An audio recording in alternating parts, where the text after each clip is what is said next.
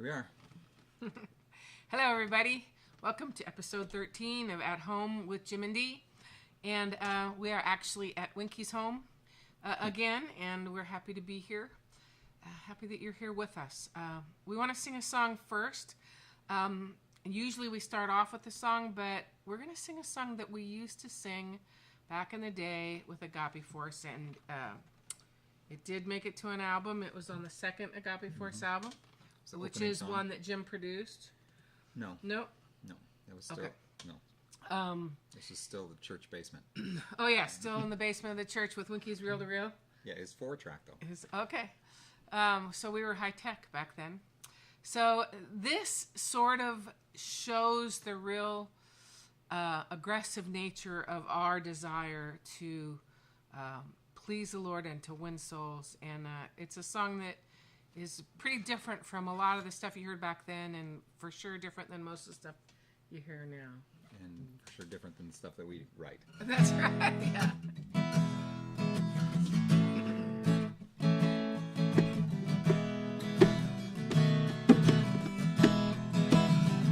We are the soldiers of the army of salvation that God is raising up to save the world. And we won't lay down our arms until every nation is bowed on bended knees before the Lord. Though the host of hell and darkness come head on against us, by suffering temptations we are tried, and we know there's not a power that can overcome us with the love of Jesus by our side. We are the soldiers of the army of salvation that God is raising up to save the world.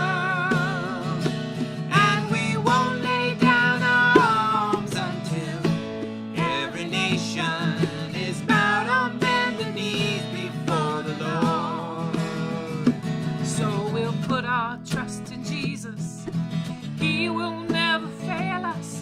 We know that His salvation we shall see. It's a love and revelation, not a violent revelation, for peace can only come through Calvary. We are the soldiers of the army of salvation that God is raising up to save the world.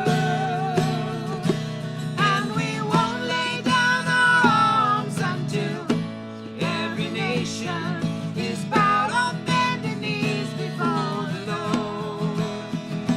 And we won't lay down our arms until every nation is bowed on bended knees before the Lord.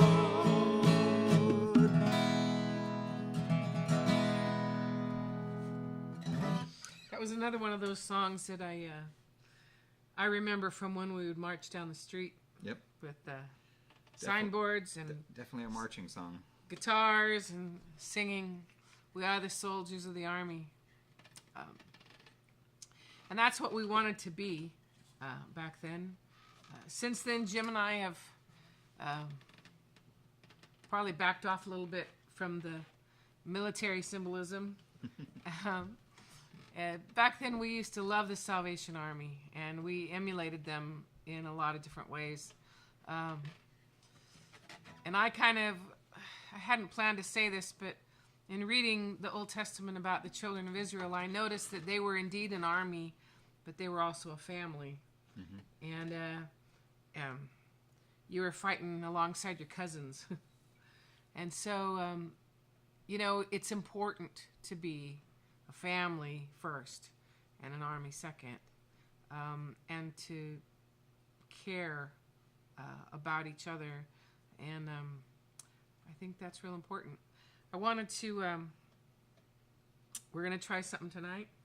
Going to sing, we were going to do it last week, but we decided to give ourselves another week to rehearse just a little bit. And that's all we did was just a little bit, so it may not still turn out all right, but We'll do the best we can. And this is a song we call the Noah Suite. It's several songs put together to tell a story about Noah and the ark.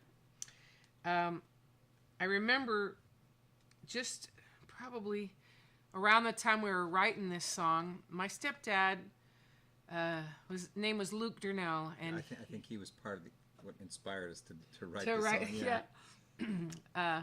Dad went on an adventure, an expedition with a bunch of other guys to Mount Ararat, and he was going to find Noah's Ark. They went over several times. They got on the mountain or close to it once. Back then, there was a really hot political stuff happening on Mount Ararat itself. One side of the mountain was the USSR. At that point, they can't see your hands. And the other side was Turkey, and so there was a lot of tensions. Neither side wanted Christians to find the ark. No, one side was communists and one side was Muslims. Yeah, and you had to get permits and get all that worked out beforehand before you could even come over there, which they did, but didn't seem to make a lot of difference. But what they did do, they never found the ark, of course. But they met several people, some very old people, an old lady that said, sure, I used to play in the ark when I was a kid, and she was... Summertime, in the summertime when the ice would melt, the glaciers would melt down, the children would go up on the mountain and play. So they got some testimonials of really old people that had claimed to have been in the ark and seen the ark. And so because of what we were doing in ministry, this really inspired us at one point. I think this was another one of the songs that we wrote while I was sort of bedridden with our first daughter for a while. No, it was before she was born. Right. Yeah. It was when I was pregnant with her and was having problems, threatening to miscarry, and so we wrote several songs during those few weeks when I couldn't do much else. And so the Noah Suite is one of them. It was a hard song to play, and it still is a hard song to play. But this song was there are people, maybe some of you out there saw the Agape Land production. We may have talked about this before. If not, we'll talk about it some other time too. But there was a traveling production that traveled the country, including a couple weeks at Knott's Berry Farm, and this song was the closing, the finale for the song, and there was a big multimedia production that went along with it, slideshows and visuals, and a giant 60-foot long ark that at the end would open up, and all the animals, live animals, would come out in characters and costumes and dance out through the audience, and that's how we would end the song. I want to tell you one more thing about it, but I'll wait till after the song because I don't want it to be a spoiler. Okay, in case you haven't heard the song before, I guess.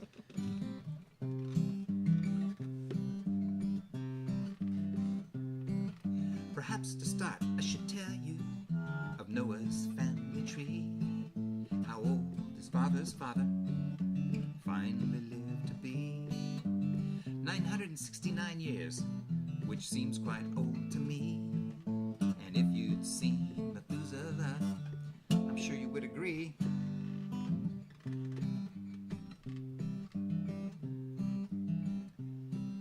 Now Enoch was Methuselah's dad, or so you may have heard, for he's the man who never died, he simply disappeared. It happened as he walked with God, I guess he volunteered. The Lord and he were closest of friends all through Enoch's 365 years. Noah had 3 sons, Shem, Ham, and Japheth. And just like his great-grandpa, Noah loved and served God with every breath. The Lord and he would walk and talk, just like the Lord and Enoch did. And the Lord would tell him what he thought. Well, this is what he said. Noah, can't you see? how my heart is grieved. In man's heart there is evil continually. I made them right, but they've all gone wrong. What to do? Only you have been always true, but the rest all must die for the things that they do. I gave them life, but they'll soon be gone.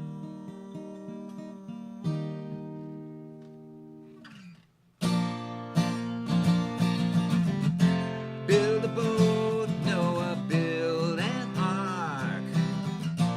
I am going to bring the rain. On this flood you will sail afar. Let me save you from this pain. The end of mankind is at hand. The earth is filled with violence because of them.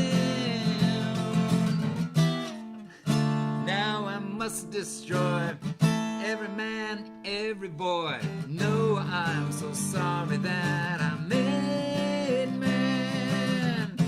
Build the ark out of gopher wood. Bring the creatures 2 by 2. Every beast, every bird and bug. Noah, they'll all come to you. So Noah built the ark just like the Lord had told him to. Much bigger than a football field. Almost as big as 2. He made it tall, 3 stories high, with many, many rooms, and covered it with stuff like tar, and put a window near the top to let the sun shine through. Then after that, he gathered some of every kind of food, some for him, his wife and sons, and some for the animals too. And then the animals came in 2 by 2. The monkey and the walrus and the kangaroo. They all came to join the floating zoo. Some of them walked, some of them flew. Others wore yellow while some came in blue. The animals came around the world. Some were tall and some were curled. They came in pairs, a boy and a girl. The spiders and the sparrows and the brown-eyed squirrels. Butterflies and the dodo birds. The tiger showed up with his bride. The dove went to build her nest inside. The bear fell asleep as he arrived. But Noah and his hammer worked day and night till the day the rains fell from the sky.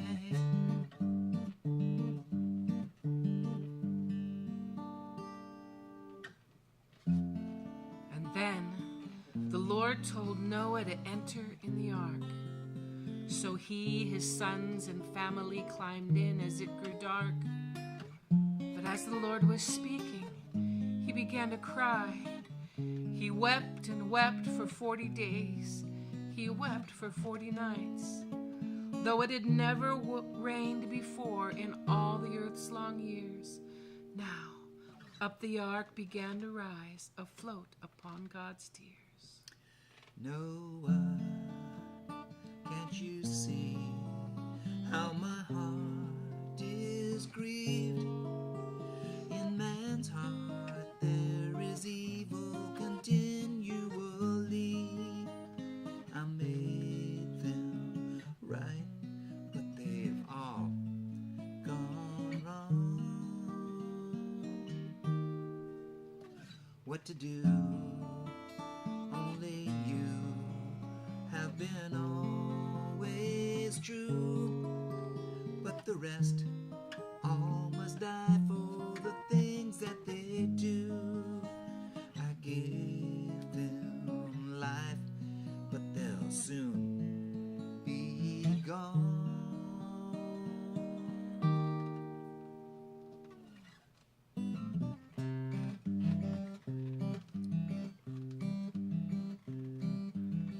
God remembered Noah and all that were with him, 'cause after 6 long months afloat, things were looking dim.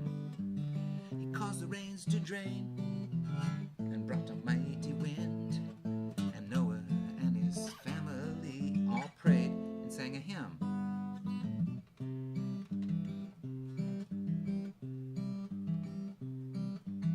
He opened up the window and let the raven fly. The raven flew here and there, the earth was still not dry. Next he sent the dove, who came back by and by. She brought to him an olive branch upon her second try. Gremlins. So Noah waited 7 days and sent her out again. And though he waited patiently, she never came to him. Then Noah took the cover off the ark so he could see. But he waited for the Lord to speak, to set the creatures free.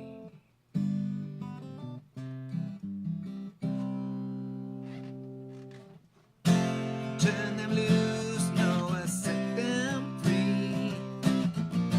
Now the earth is finally dry. Bring your sons and your family. Nevermore by flood will mankind die. No matter how bad it has been, I'm going to leave it up to you to start again. As a promise true, here's a rainbow, it's for you. Never will I curse the ground again. Turn them loose, Noah set them free. Now the earth is finally dry. Bring your sons and your family. Nevermore by flood will mankind die.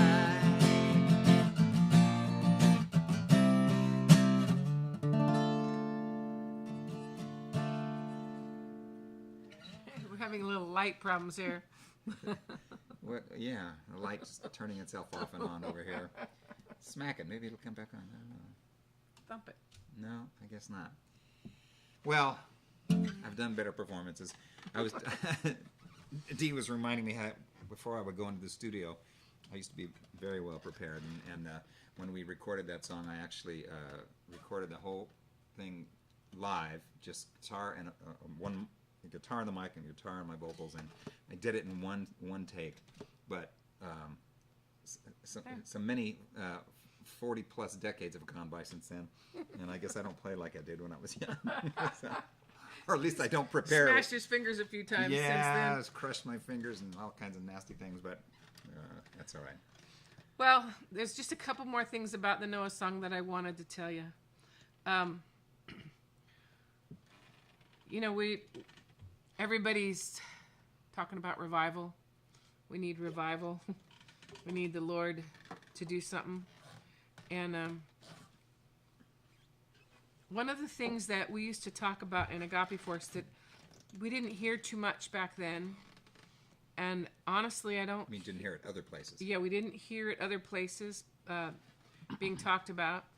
And even after all these years, it's not a theme that you hear a lot about. No. But that story of Noah and the ark is really a story about God's heartbreak. In Genesis 6, it says, "And the Lord was sorry." It repented him. He changed his mind about making man on the earth.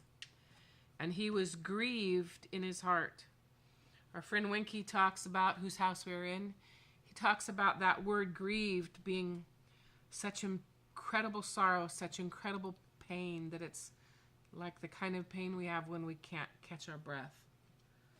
Like it's just too much to deal with. And one of the reasons that when we wrote the song, we even put it in here, is that it seems like one of the biggest problems was that the earth was full of violence. It was just an incredibly violent place. And we're getting there. One of the cool things, though, is that Jesus said, as it was in the days of Noah, so shall it be in the coming of the Son of Man. As it gets more violent, as it looks more and more like the days of Noah, as it seems like fallen angels and demonic forces have more control over nations, and there is spiritual wickedness in high places. We know that there's also going to be revival poured out. I know that what's happening in Syria and the Middle East right now, you hear about all the horrible stuff that's happening, and it is horrible. It is absolutely horrible.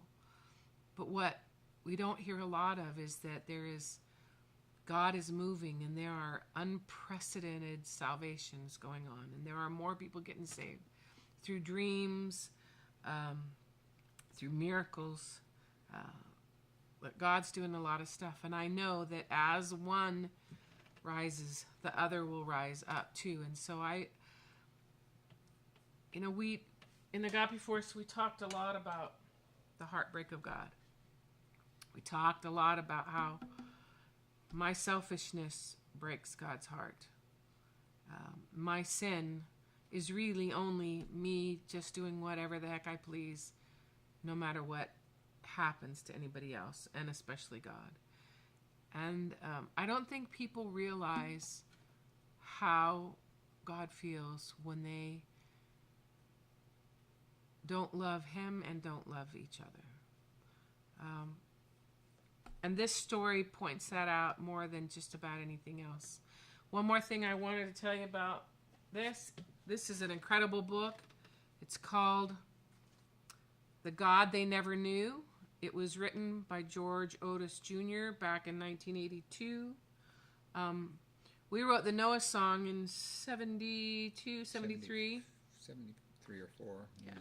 And it was on the first Agape Land album that came out, and it was recorded in 74 and came out in 75. But on page 84 of The God They Never Knew, George Otis Jr. is talking about God's heartbreak and about the cost of sin, and he's quoting a bunch of people. What's that chapter called there? The chapter is called Grief and Wrath. And on page 84, he's talking, and then there's a little inset, and then he says, there is a song on a children's album that expresses this point beautifully about Noah entering the ark and God's subsequent judgment of wickedness on earth. But as the Lord was speaking, he then began to cry. He wept and wept for 40 days. He wept for 40 nights, though it had never rained before in all the earth's long years. Now up the ark began to rise, afloat upon God's tears. We didn't know till just a few years ago that the lyrics to the Noah song made it to that book. That song is available on Lulu.com. It's the song. The book is available on Lulu.com. It's by permission of the author, and the people who make it available. Just what the bare cost that it makes. They don't make any money off of it. It's a great book, one of the best books out there about, in plain language, about some of the real basic principles that we love to teach. I'll put a link to that one up again tomorrow. In the comment section, or not what they call it. I don't know what they call it. The comment section. No, the comments where you guys. Whatever that part is between the video and the comments. I don't know what they Annotations? call it. Annotations? I don't know what it's called. It doesn't have a name on there, but I'll put a link to that tomorrow so that you guys can find that if you want to. It's a really powerful book. I love it. And we hadn't even read it, like she said, till just a few years ago because it had gone out of print. We never saw it when it first went out of print. When it came back into print, we were able to get a hold of it. Is that all for that, or...? Yeah, just that when we were writing this song, we wanted to try to find a way to, most people think that the story of Noah and the ark is just about God's wrath. Yeah. It's just about God got mad because they were so bad and decided to wipe them out. But there was one guy that was okay.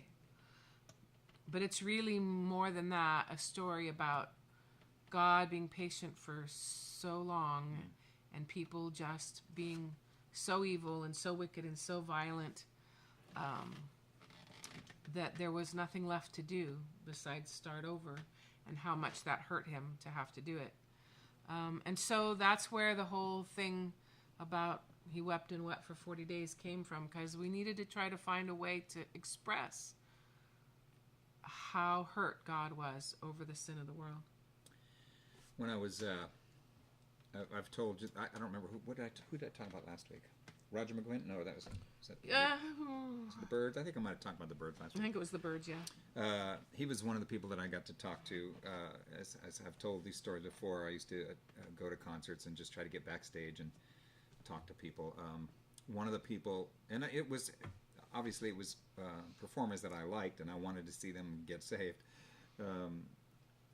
One of the people that I talked to a number of times, I wish that light would stop turning off and on and just stay one way or the other. One of the people I talked to many times was a British singer by the name of Eric Burdon, who was in a band originally called The Animals.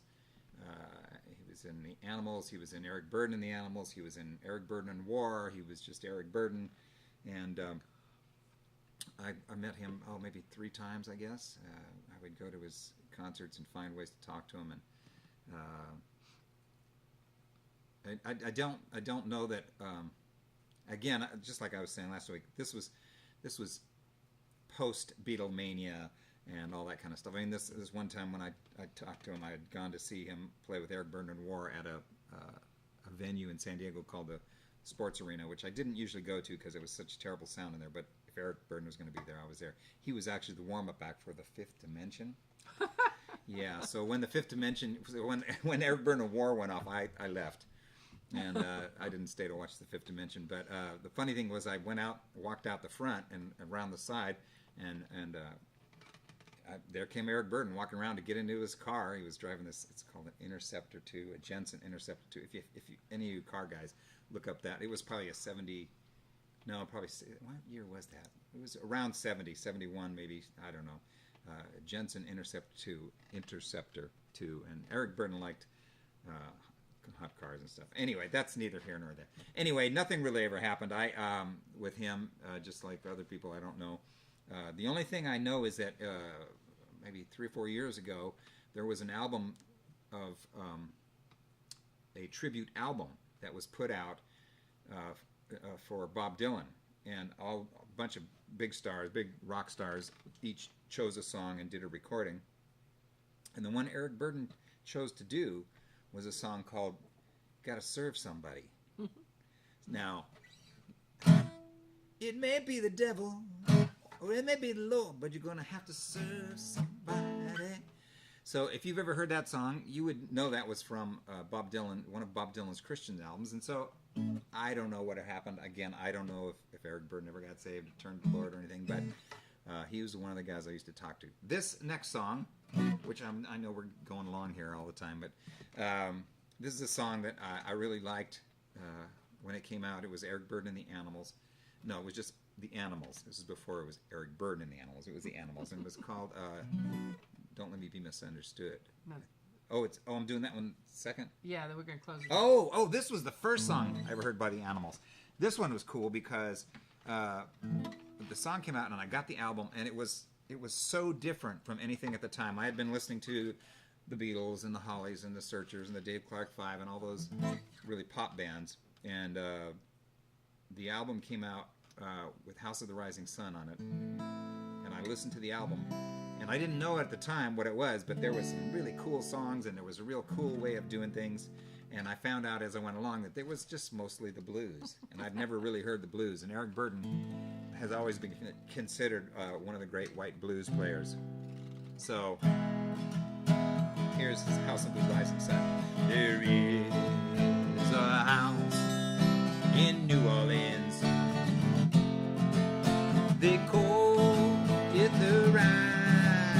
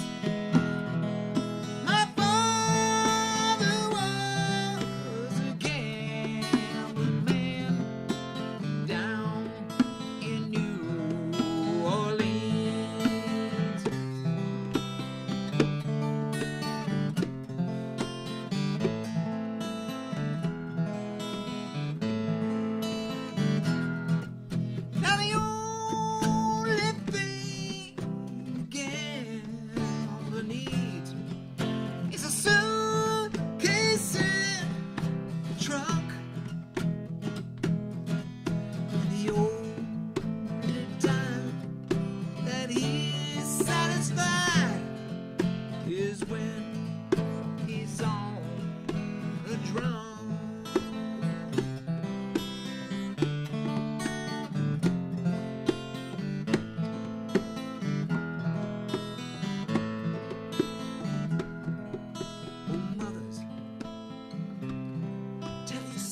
Children, not do what I have done. No, no.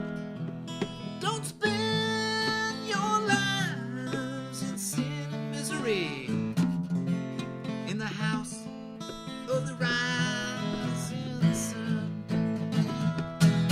Well, there is a house in New Orleans.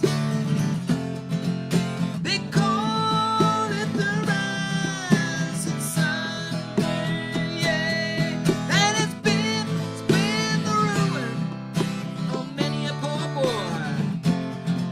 And God, I know, 'cause I am one.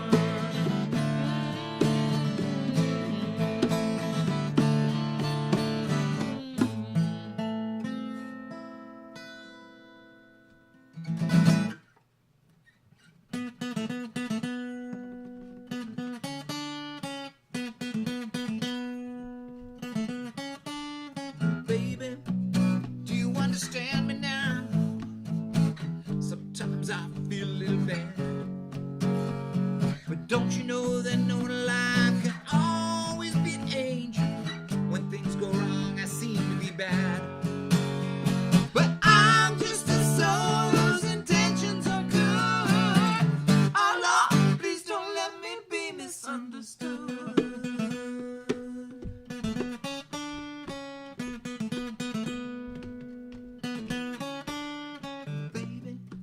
Sometimes I'm so carefree with a joy that's hard to hide. And sometimes it seems that all I have to do is worry, and then you're bound to see my other side. But I'm just a soul whose intentions are good. Oh Lord, please don't let me be misunderstood. If I seem edgy, I want you to know that I never mean to take it out on you. No, no. Life has its problems and I give my share. And that's one thing I never mean to do, 'cause I love you. Oh, oh, baby, don't you know I'm human? Have thoughts like any other one. Sometimes I find myself alone regretting some foolish thing, some little simple thing I've done. Well, I'm just a soul whose intentions are good. Oh Lord, please don't let me be misunderstood. Yes, I'm just a soul whose intentions are good. Oh Lord, please don't let me be misunderstood.